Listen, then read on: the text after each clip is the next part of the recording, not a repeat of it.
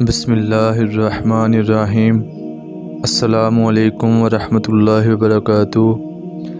ناظرین اکرام، آج ہم بات کریں گے کہ خواب میں کوئی شخص دیکھے کہ اسے پیسے ملے ہیں تو یہ کسی کے ساتھ جھگڑا کرنے اور فتنے وغیرہ میں مبتلا ہونے کی علامت ہے۔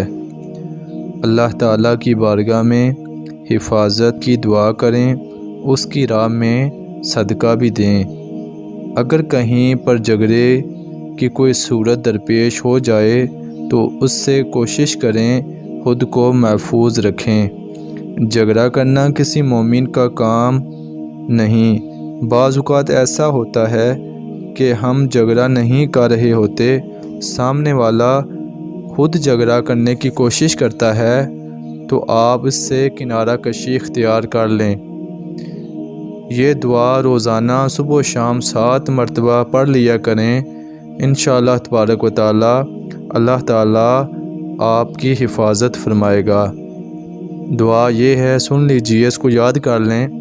بسم اللہ علی دینی، بسم اللہ علی نفسی و ولدی و اہلی و مالی، بسم اللہ علی دینی، بسم اللہ علی نفسی و ولدی و اہلی و مالی، بسم اللہ علی دینی، بسم اللہ علی نفسی و ولدی و اہلی و مالی۔